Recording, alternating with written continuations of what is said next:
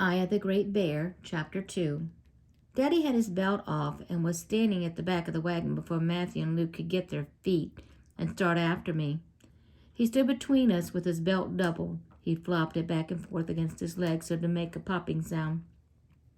Even in the dark I could see the glare of Matthew's eyes. The whites shone like beacons against the black night. He spit dirt and wiped off the blood that had dripped from his nose. Thinking about Matthew landing in the dirt on his face made me smile. Luke stood rubbing his bottom with one hand and the back of his head with the other. That made me smile too. Daddy didn't smile.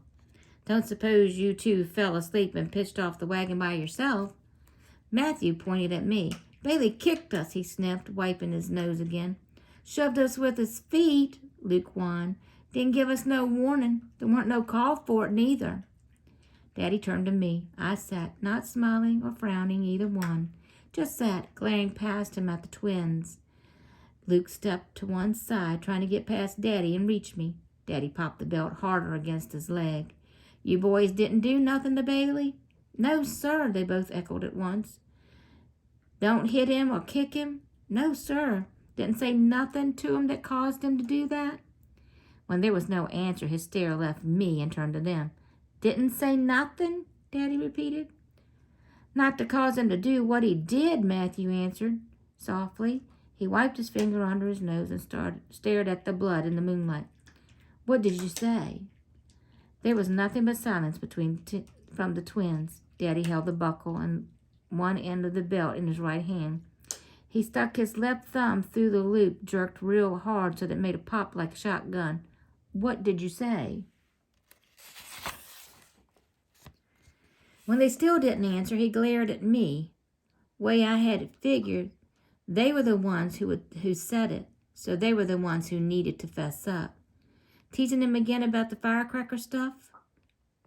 Both boys looked down. Luke kind of drew a little circle in the dirt with his big toe. Daddy commenced threading his belt back through the loops on his jeans. We talked about this last year, he said. Bailey's your brother. He's not a coward. He's just jumpy, that's all. Don't know why, but figure God has his reason for putting springs in Bailey's legs. Whatever the reason, we talked about and agreed as how brothers take up for one another. Now both were drawing circles in the dirt.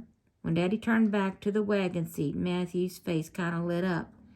I held my hands drawn to tight fists, ready for their attack. Calm as always, Daddy climbed into the bench seat and took hold of the reins. Go right ahead, he said, not so much as glancing back. Making fun of Bailey because the boys threw firecrackers at him and chased him was wrong. He had every right to take up for himself. Another fight breaks out in the back of this wagon. I'm going to side with Bailey. It's going to end up being more than just a little busting. He popped the horses with the reins. Matthew and Luke stood staring at me as the wagon pulled away. They were mighty near lost in the dark before they started running. They hopped up on the tailboard and rode there, mumbling and growling to themselves. Tell about the mountains, Daddy, Kimberly insisted, balancing on the bench seat. She lay her head in Daddy's lap and put her feet across Mama. Tell about the cattle drive first, Daniel called. Esther never heard about that. Have you, Esther? I knew Dolores had heard the story about the cattle drive, seeing as how long she and Andrew lived in the same house with us. I figured Esther had heard it, too. She'd certainly been around long enough. Esther and Daniel had been courting for most of a year now. I don't remember hearing the story, Esther answered. A real cattle drive, Mr. Trumbull. Please tell about it. I curled up on the blankets again. The twins would get me, that was for sure. But it wouldn't be tonight. They were patient. They'd wait, pick a fight, or blame me for something else next week. It didn't matter. I wasn't afraid of them. I'd take my licking for what I did. I might even get a few good punches of my own along the way. Well, back in the early spring of 1866, Daddy began, this fellow named Nelson Story rounded up about 1,500 head of the nastiest, rankest Texas Longhorns you ever set your eyes on. His plan was to drive them to Montana. There were plenty of land to be had up there, plenty of free grass, too.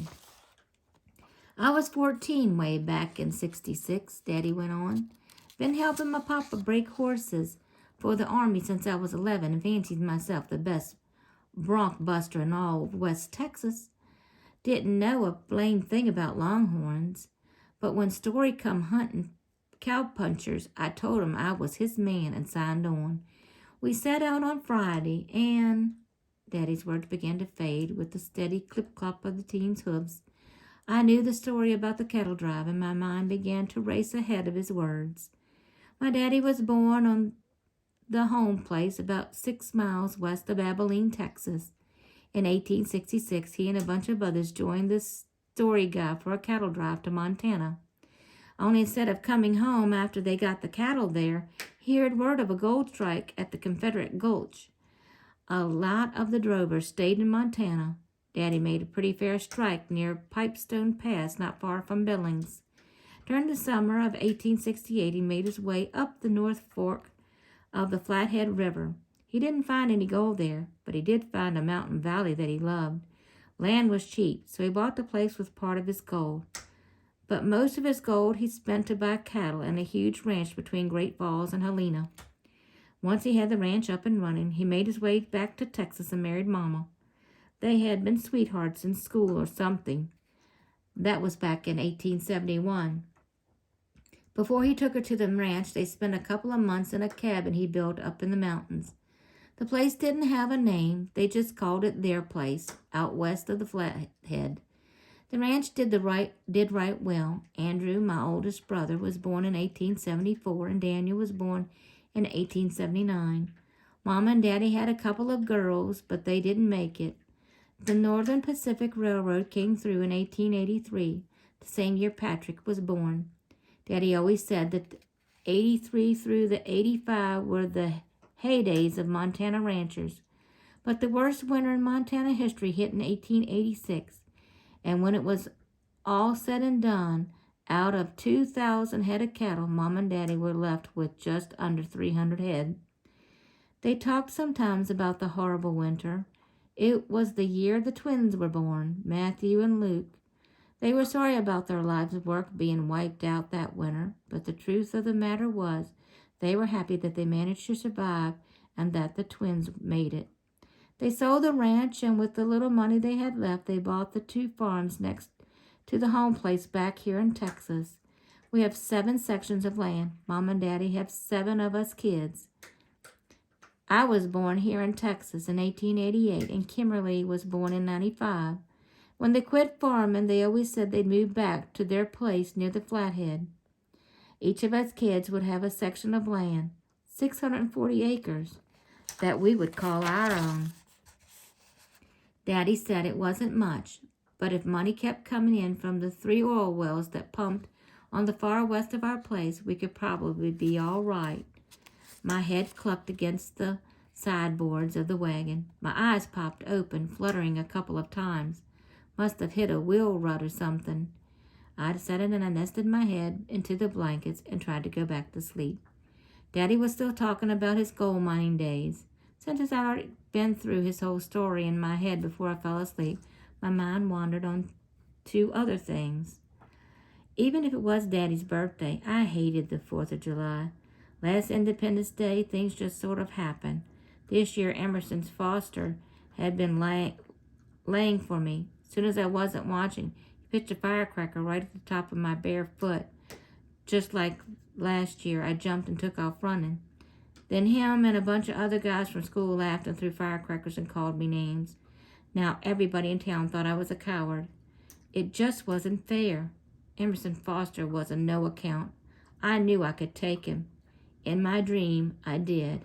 It was a sweet dream, too.